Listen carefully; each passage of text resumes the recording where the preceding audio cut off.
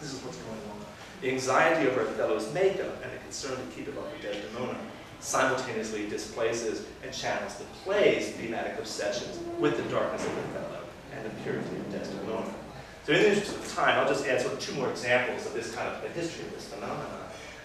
The 1964 National Theatre production of Othello at the Old Vic, famously starred Laurence Olivier, featured Laurence Olivier in sort of startling blackface. And this is a performance that kind of stunned reviewers at the time for both its kind of its ferocity and its grandiosity, and for the fact that he was playing it in blackface in 1964. Now you can still sort of see this a version of this. It was released in America as a film in 1965, and you can kind of go to YouTube and watch some sort of like scenes of it, and it's extraordinary, right? It's with Laurence Olivier and Maggie Smith as Desdemona. And by the end of the play, you can still see this, like some of like Olivier's quite dark makeup has begun to kind of rub off on Maggie Smith. And I'm not the only one to notice this. There's like a very famous photograph of Olivier hovering over Maggie Smith, and you can kind of see this dark smudge on her face.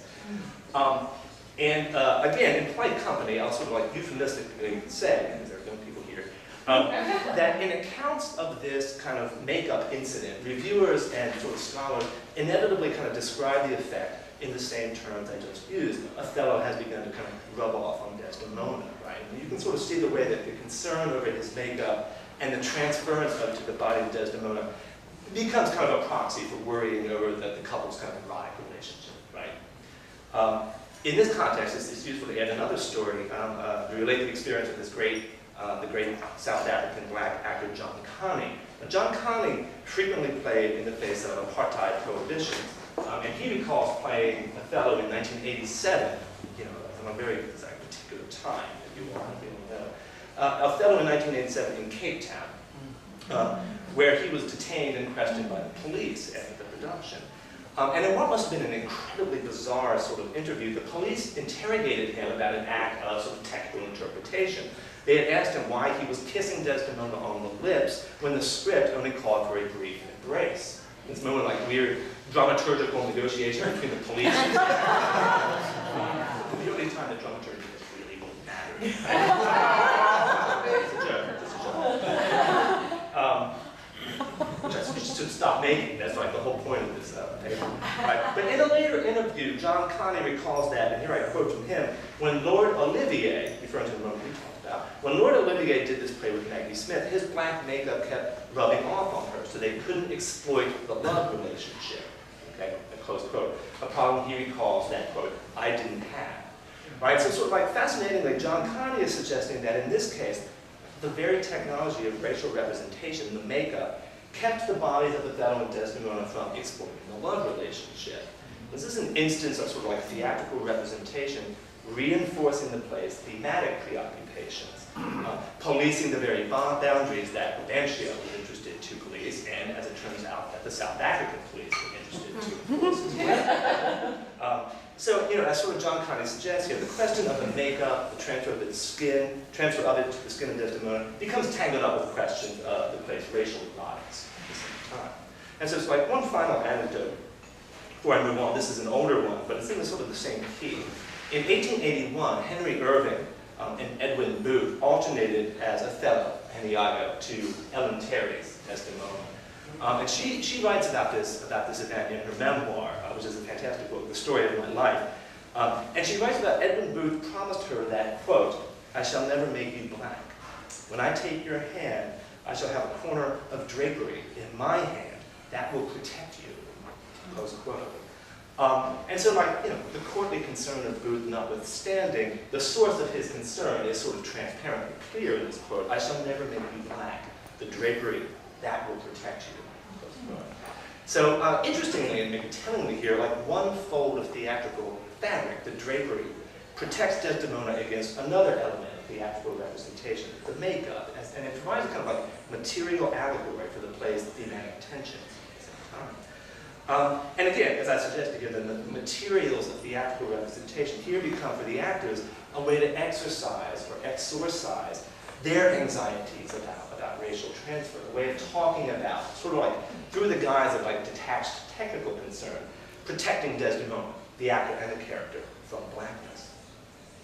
Let's skip a little bit of this. And just say, sort of like as a summary of this sort of first bit, like for the vast majority of the play's production history, the technology of racial representation, of the black makeup, has inadvertently reproduced and reinforced the play's anxiety about racial identity.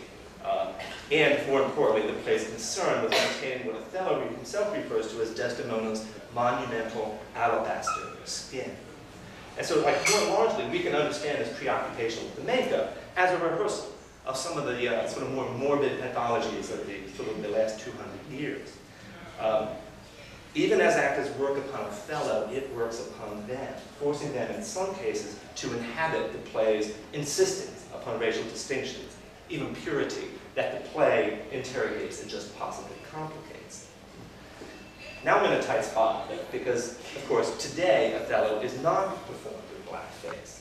And logically, my argument would lead me to reach the conclusion that casting naturally black men as Othello in some ways vitiates or undercuts the theatrical expression of the play's thematic concern, because it transforms race from a prosthetic to a natural effect.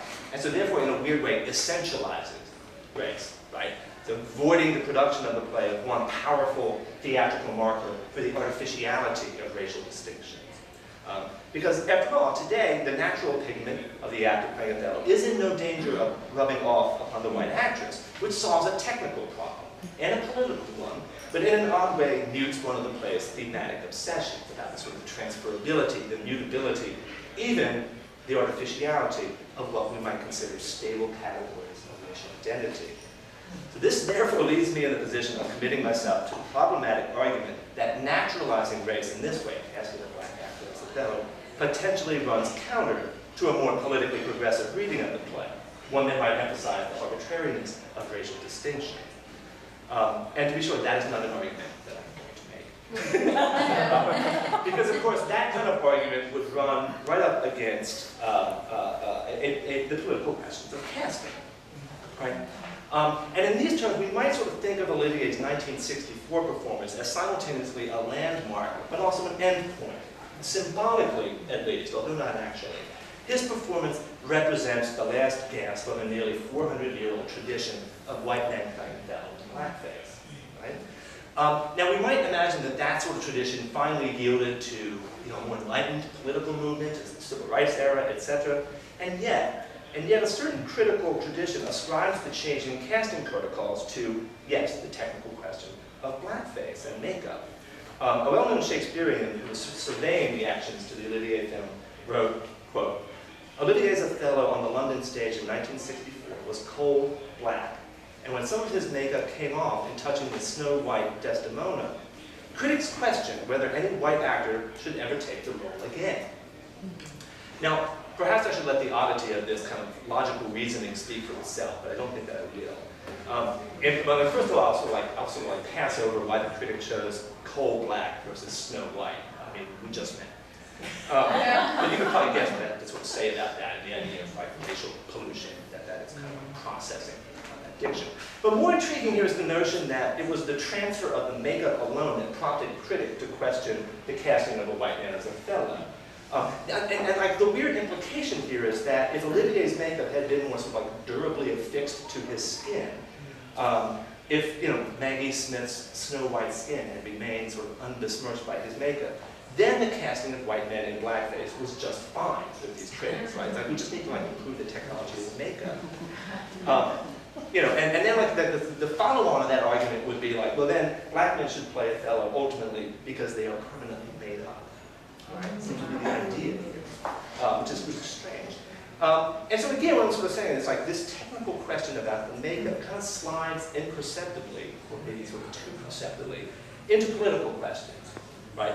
But one of the sort of points obviously I'm trying to make here is that the kind of chatter of theater history that surrounds Othello is frequently masking the conversation about racial politics under the guise of a concern about textual or technical fallibility.